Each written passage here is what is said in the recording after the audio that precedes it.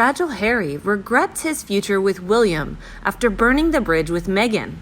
I sincerely hope that Prince William and Harry find a way to repair their relationship, if not today, then sometime in the future, before it is too late and they are left living with regrets. Hello, and very happy to see you on my channel. This video, we discuss Meghan Markle and Harry have burnt bridges beyond repair. But maybe there is still hope for the two brothers, royal biographer Penny Juror wrote. Their relationship may never be as geographically close as it once was when pre-Meghan. Harry lived at Kensington Palace and used to pop around to William and Kate's to play with the children and raid his brother's fridge. It may not even be as emotionally close as it was before they had wives and children, but it would still be a relationship worth having. There is too much treasure there for it to go to waste. But the reality is, the future everyone assumed lay ahead for these two princes and their families may never happen. In the past few months, Harry and Meghan have burnt some significant bridges that may be beyond repair. Right now, that doesn't seem to bother them, and I can't see Meghan ever wanting a way back. What she discovered in her brief spell as a working member is the British royal family is no place for someone with political ambition. This centuries-old institution provides an unparalleled platform for charitable work, to change and improve people's lives, but it is not the springboard for changing the world. However, I don't believe that Harry has the same ambition. He is not a political animal. His passion is, or certainly was, for helping people who were disadvantaged in one way or another, especially children. And that was where he was so very talented. Because he had such a difficult childhood, he could empathize with others in a similar boat. Doubt it very much, it's all gone way too far. He may have lived in grand houses and palaces and been the Queen's grandson, but loss is no less painful because you have remembrance on the wall and your granny wears a crown. He can get alongside people in a compelling way, and whatever your age, color, creed, or background of the person he's talking to, he's engaged in their story. He's on the same wavelength, utterly genuine and spontaneous, often making them laugh, and people respond well to that. It took a long time for Harry to find his place in the world. For years, he was angry and wild, partying too much, drinking too much, and finding his way onto the front pages of newspapers. But then he went into the army and became spectacularly good. It was something he had wanted to do since he was a child and found, after a lifetime of thinking himself second-rate, there was something he was good at. He had always struggled at school and done dismally in exams, but he discovered, against all the odds, that he could fly Apache attack helicopters with extraordinary skill. He also proved to be a gifted leader, able to motivate a team of people while earning their respect and affection. These discoveries were the making of Harry.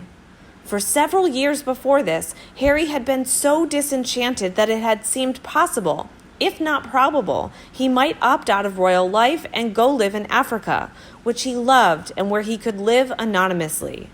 The tiny mountain kingdom of Lesotho might have been a possible home. He had helped out an orphanage there between school and Sandhurst, and the charity, Sentabal, that he and Prince Siaso of Lesotho founded together as a result, has always been very close to his heart. Almost an entire generation had been lost to HIV/AIDS, leaving hundreds of orphans, and Harry was moved to help them in a permanent way. He has raised millions of pounds, a lot of it riding polo ponies, also awareness, and made a huge difference. When he came out of the army, a life in Africa seemed less likely. Having served on the front lines in Afghanistan and seen terrible things, not the least courage of his comrades, the disenchantment seemed to have faded, and he was motivated to raise the profile of veterans. He put his name to Help for Heroes, as did Prince William. He walked with the wounded to the South Pole, and he created the Invictus Games to prove that there is a useful life beyond injury. The Invictus Games are now an annual international televised event a sort of mini-Olympics, and the first one was organized within less than a year. The 2012 Olympics in London took 8 years. His personal charisma helped considerably, of course, but Harry knew that he could never have done it in the time or persuaded the high caliber of experts to join him had he been plain Harry Wales. His HRH title was the key to moving mountains. He appeared to be so committed to helping others that it seemed inconceivable after that Harry would ever walk away. Maybe one day he would find his way back. At the end of the weekend, General Sir Richard Donat, chief of the General Staff at the time and instrumental in getting Harry to the front line and then into helicopters, let it be known in an interview with the Sunday People that he had written to Harry, pleading with him not to stay away too long. He said, quote, "Harry and Meghan are very much involved in other things, and that's their life choice, and I don't criticize them for that. But it means that he is not as available, not supported in such a high-profile fashion, the work of charities and the needs of veterans. He makes his own choices, but we miss him, and I hope that in a change of circumstances that I can't envisage, he returns to take up more traditional royal duties. If we could have the old Harry back, firing on all cylinders, I am sure many would welcome him with open arms. But his departure has brought the problem of the spare into sharp focus and concentrated the minds of the Queen and the current heir and spare, William and the Prince of Wales. It has never been easy to be number 2 in this family, half important, half redundant, but always in the media spotlight and seen as fair game for scrutiny and criticism. Harry negotiated it better than his predecessors and had the additional trauma of his childhood experiences to cope with. Maybe the system or the public asks too much of them. After March's Megxit deal, it seemed the new life Harry and Meghan would forge for themselves might be a blueprint for the future. For William and Kate's spare children, the adorable Charlotte and Louis, and all those that follow. Could it prove a way to let them live normal lives as the Princess Royal's children do? The royal family shines a light on causes in urgent need of support and brings in urgently needed funds. Without them, Britain would be a poorer place. Harry and Meghan contributed to that, but their departure is not significant. The Queen is still going strong, Charles and Camilla are ready and waiting, and William and Kate are the long-term future. Prince George can breathe easy for a while. Meanwhile, in the latest news, Prince Charles's focus on slimmed-down monarchy left Meghan and Harry upset. Royal author Robert Lacey reportedly claims that Meghan Markle and Prince Harry took a photo showing Prince Charles, Prince William, and Prince George to heart.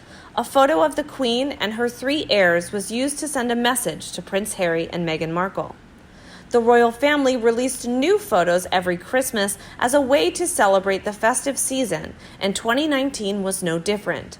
Prince William, Prince Charles, and Prince George appeared in one picture alongside the Queen, depicting the future kings of England.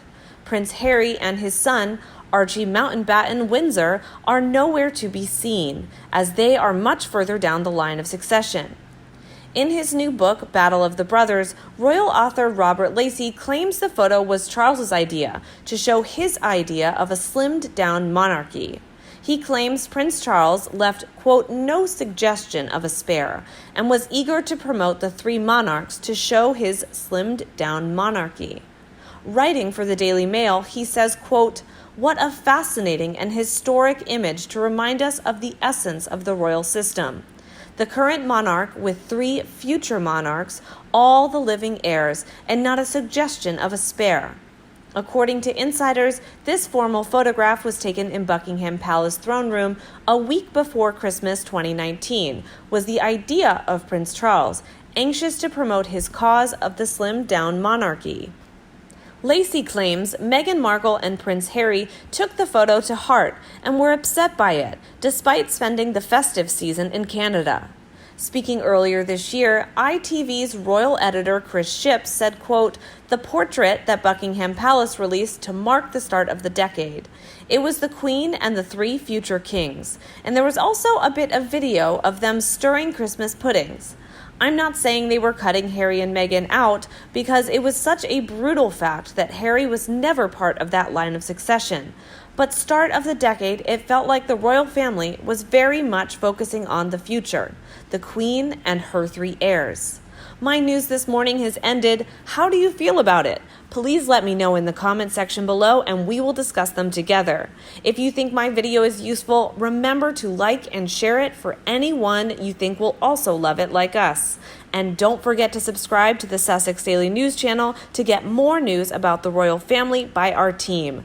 Now have a nice day and see you in the next video.